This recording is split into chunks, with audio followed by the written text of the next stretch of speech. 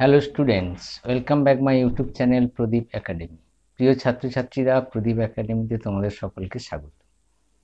তোমরা যারা এবছর উচ্চ মাধ্যমিক দিতে চলেছো বা যারা এইচএস পরীক্ষা দিতে চলেছো, তাদের ক্ষেত্রে ইংরাজির অর্থাৎ এই যে মাইন্ডস্কেপ বইটা আছে, এই মাইন্ডস্কেপ বইটা থেকে কিছু এমসিকিউ পড়ে, কিছু এসিকিউ পড়ে, কিছু ডেসক্রিপটিভ টাইপ প্রশ্ন পড়ে। তোমরা জানো যে যদি তোমরা 80 বা তার থেকে বেশি নম্বর পেতে চাও, অর্থাৎ ইংরেজিতে খুব ভালো নম্বর পেতে চাও, তাহলে সমস্ত অবজেক্টিভ প্রশ্নগুলো কিন্তু রাইট করতে হবে।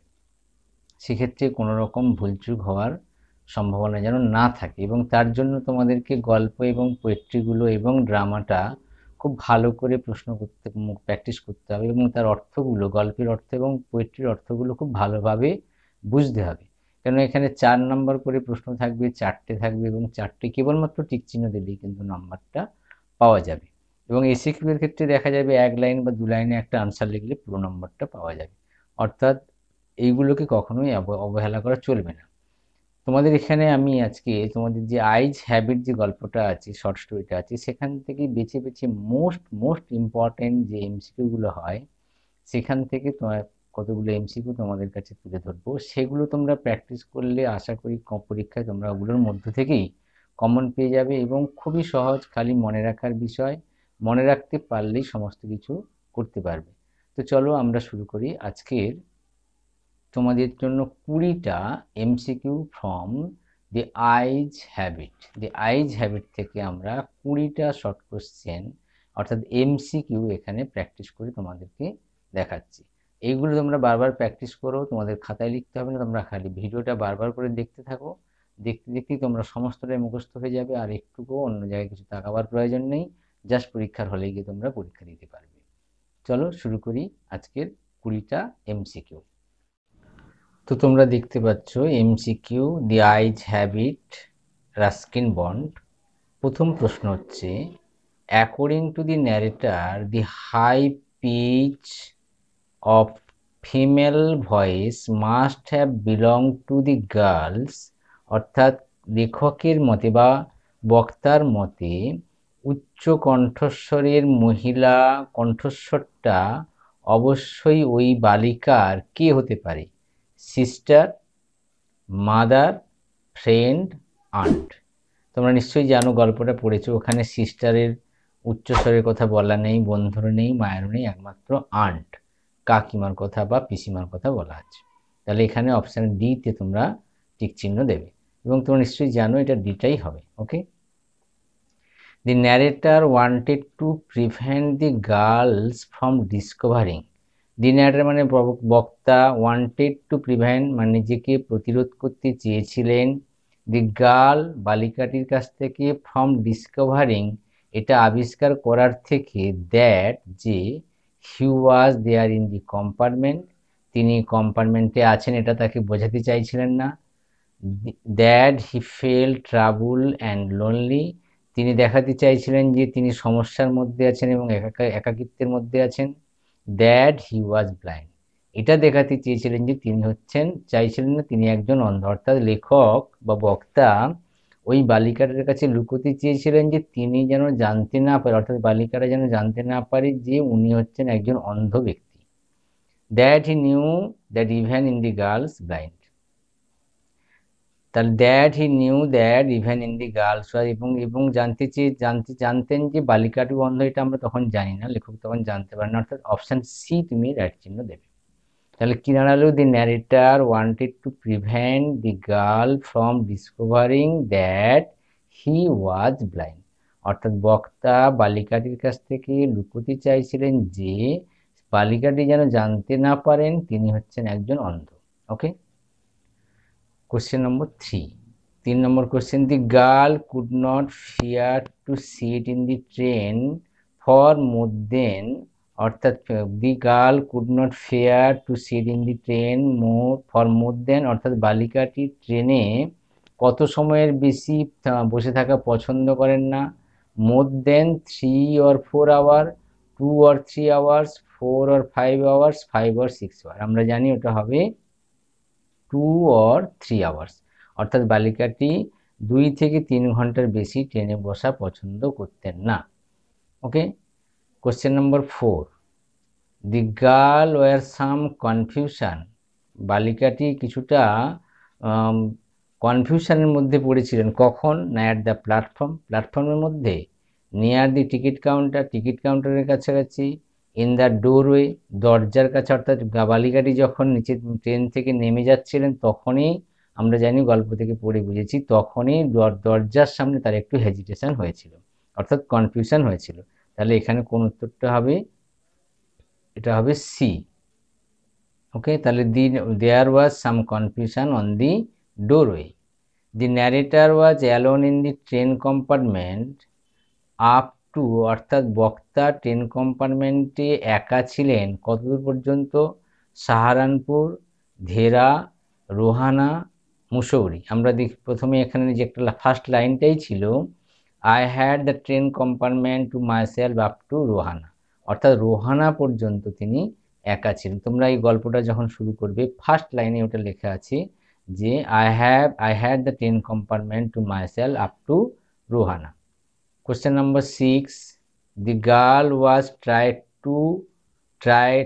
of people telling her she had, অর্থাৎ বালিকাটি শুনে শুনে ক্লান্ত হয়ে গেছিলেন যে তার আছে an interesting face, beautiful eyes, pretty face, pleasant voice। অর্থাৎ বালিকাটি, the girl was tired of people telling her she had a pretty face, অর্থাৎ বক্তা তাকে বলেছিলেন তার ফেসটা ইন্টারেস্টিং, কিন্তু লোকে তাকে বলতো তার মুখটা খুবই সুন্দর। The girl was tired of people telling her she had a pretty face. Okay, question number 6 হলো। Question number 7, the girl said she love the hill specially in, অর্থাৎ বালিকাটি বলেছিল তিনি পাহাড় পছন্দ করেন, স্পেশালি মানে মূলত সেপ্টেম্বর মাসে, অক্টোবর মাসে, নভেম্বর মাসে, ডিসেম্বর মাসে। আমরা গল্পটা পড়ে দেখেছি, ওখানে লেখা আছে অক্টোবর, অর্থাৎ যদি তোমরা খেয়াল করো গল্পটার ওখানে লেখা ছিল যে তিনি সে অক্টোবরটাই সেখানে পাহাড়ে যেতে পছন্দ করে। I love the hills specially in October, এরকম বাক্যটা ছিল। অর্থাৎ the girl loved the hill specially October.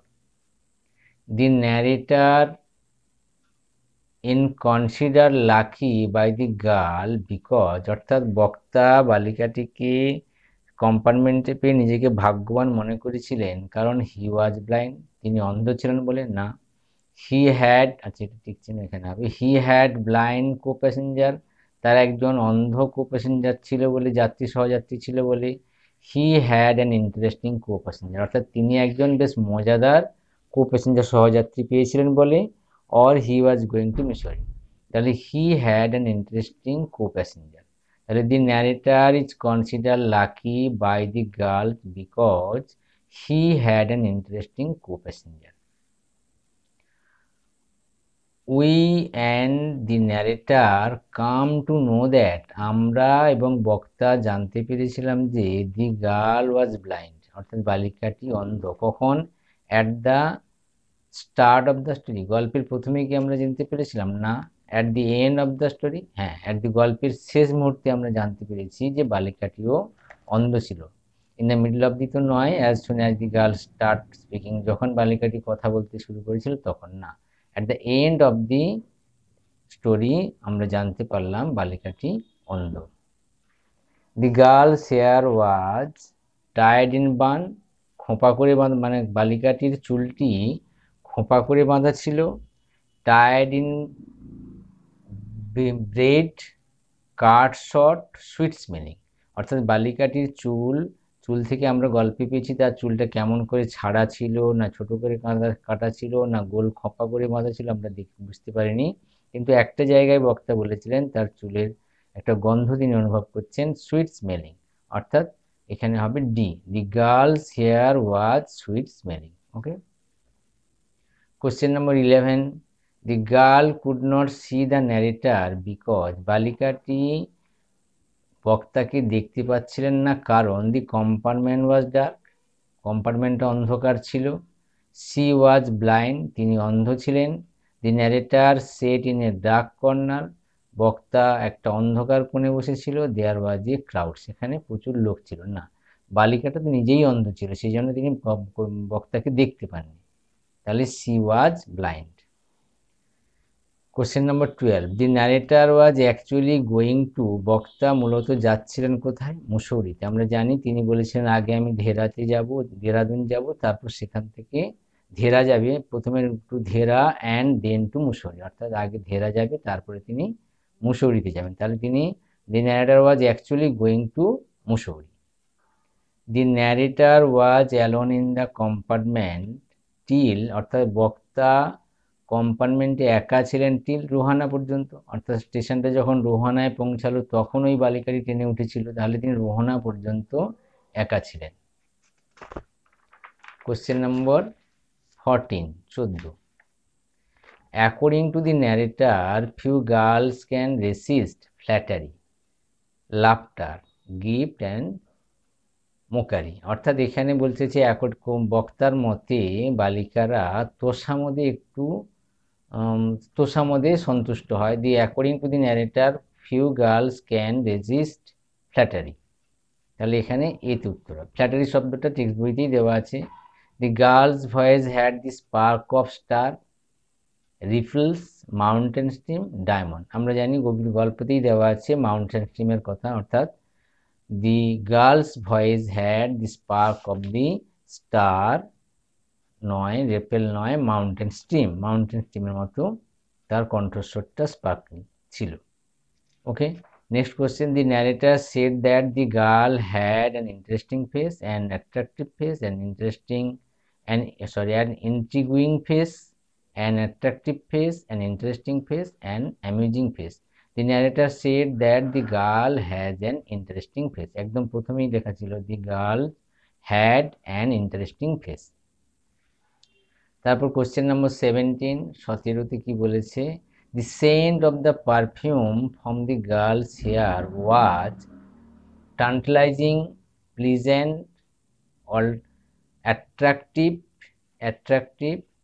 Rippling, অর্থাৎ লোভনীয়। টান্টালাইজিং মানে লোভনীয়। The scent of the perfume from the girls hair was tantalizing, অর্থাৎ বালিকার চুলের গন্ধটা ছিল অত্যন্ত লোভনীয়। টান্টালাইজিং মানে লোভনীয়। আর্নস are usually formidable creature, the meaning of the word formidable is capable, movable, dreadful, ভয়ঙ্কর। ফর্মিডেবল মানে হচ্ছে ড্রেডফুল, অর্থাৎ চ্যারিটেবল তো নয়।